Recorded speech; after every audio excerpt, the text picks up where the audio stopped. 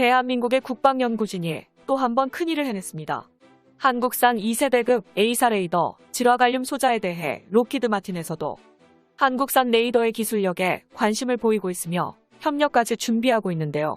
이처럼 국방과학연구소가 2세대 질화갈륨 증폭 소자의 양산 공정 기술을 국내 기술력으로 확보하는데 비로소 성공했다는 기쁜 소식입니다.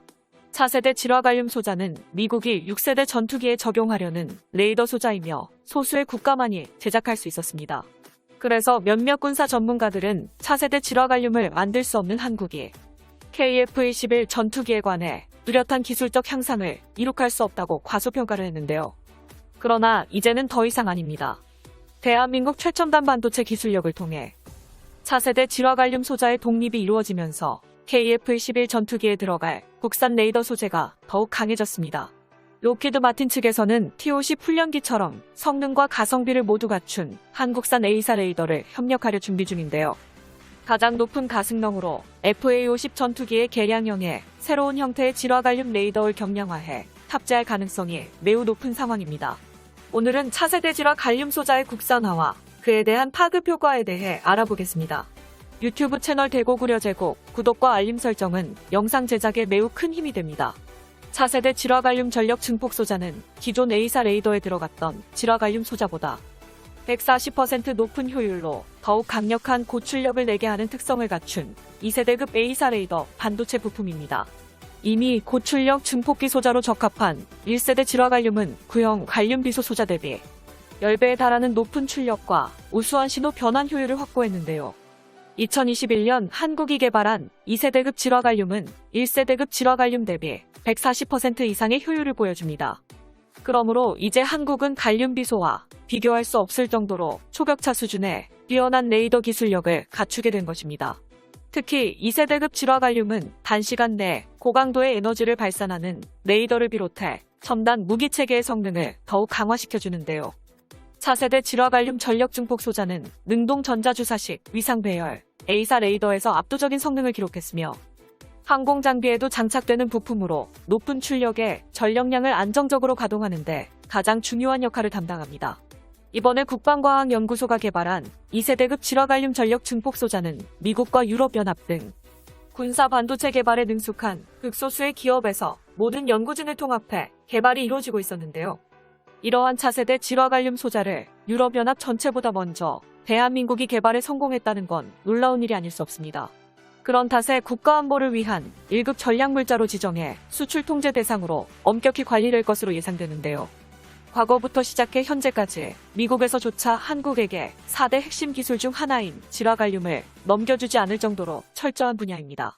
미국 정부는 질화갈륨 소자가 경쟁국인 중국이나 러시아로 기술이 넘어가는 것을 극도로 경계하기 때문에 무려 최상위 동맹국 파이브 아이즈 혈맹국인 영국은 물론이거니와 호주, 캐나다한테도 이러한 1급 기밀 소재들은 절대로 넘겨주지 않죠. 미국이 퇴역한 항공모함을 다른 국가들에게 절대 수출하지 않고 스크랩 처리하는 이유도 이러한 대전략 무기들이 1급 기밀 사항이기 때문입니다. 만약 중국의 반도체 소자 기술이 유출될 경우 자칭 중국산 뻥스펙 스텔스 전투기들이 F-35 수준의 레이더를 탑재할 수도 있는 끔찍한 상황이 올 수도 있는 것이죠. 이런 이유로 한국은 레이더 소자를 개발하는데 미국에게 단 1%의 도움도 받지 못하였으며 4세대 질화갈륨 소재 개발을 위한 국내 방산 연구 개발에도 제한이 따랐습니다. 하지만 이제는 절대 아닙니다. 4세대 질화갈륨에 대한 100% 국산 생산이 가능해지면서 KF-21 레이더 체계 성능 강화가 한층 더 탄력을 받을 것으로 기대되는데요. 그런데 좋은 소식은 이뿐만이 아닙니다.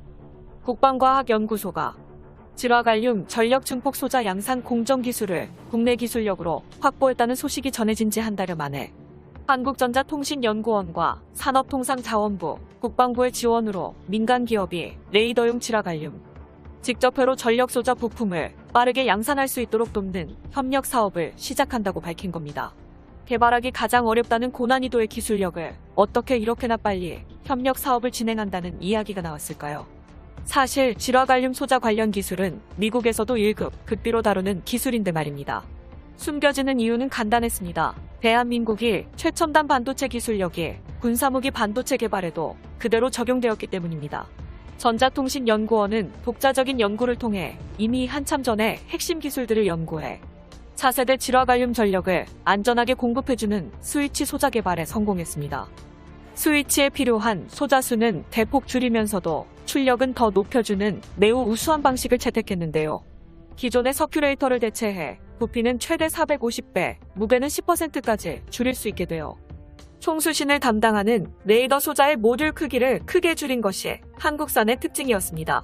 이러한 가벼운 경량화에다가 140%에 달하는 레이더 증폭 성능 향상까지 이룩했죠. 한국의 기술력은 다시 한번 봐도 경이롭군요. 그런데 이게 전부 원래부터 계획이었다는 충격적인 비밀이 밝혀졌는데요. 2010년대까지만 해도 우리 대한민국은 독자적으로 항공기 레이더를 개발했음에도 핵심 소자와 전력 공급 스위치는 전량 해외산으로 수입할 수밖에 없었습니다.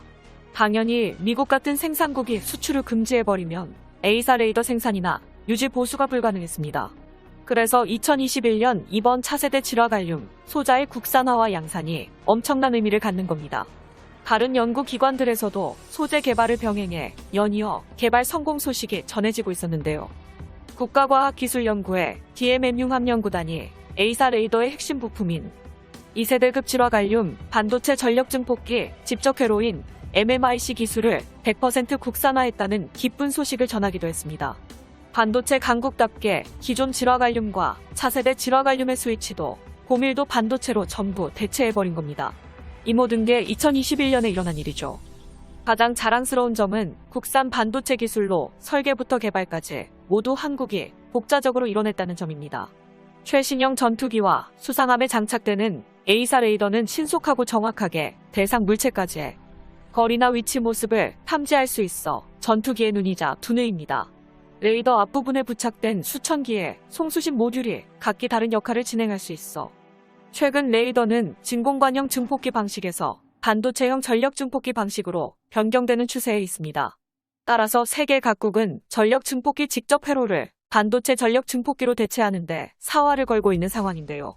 이런 상황에서 대한민국이 순수 독자 기술로 반도체 전력 증폭기 개발을 성공하자마자 양산까지 하는 위협을 이뤄낸 것입니다. 록히드 마틴 역시 과거 T-50 훈련기와 협업한 것처럼 미들급 전투기 분야에서 가성비와 성능을 모두 갖춘 한국형 레이더 장착을 주목하고 있죠. FA-50 전투기의 개량형으로 탑재할 가능성이 매우 높은 상황입니다. 이제 더 이상 한국은 일본인들의 반도체 수출 규제에 0.1%도 겁먹을 필요가 없게 된 것이고 일본 정부 따위가 과거에 있었던 것처럼 반도체로 우리를 위협할 수 없게 됐다는 뜻이죠. 이번에 생산된 소재는 KF-21 A사 레이더의 성능 개량화와 군사용 제품, 선박 위성통신 레이더 및 함세기 성능 향상에 쓰이며 우리 방위산업 발전에 매우 큰 도움이 될 것입니다. 대한민국의 장거리 대공 미사일인 천궁에도 질화갈륨으로 인해 성능 향상의 수준을 보이게 될 것인데요. 그동안 틈만 나면 갈륨 비소로 우리를 조롱하던 일본 따위는 개발할 수조차 없는 첨단 영역인 2세대급 질화갈륨 개발에 성공했다는 소식이 2021년 우리나라를 들뜨게 만드는군요. 대한민국의 영원한 자주국방을 위하여 이 엄청난 기술을 우리나라가 100% 국산, 독자적인 기술로만 이룩하게 된 것입니다. 이 동영상은 유튜브 채널 대고구려제국에서 제작하여 게시하는군요. 끝까지 시청해주셔서 감사합니다. 다음 영상에서 만나요.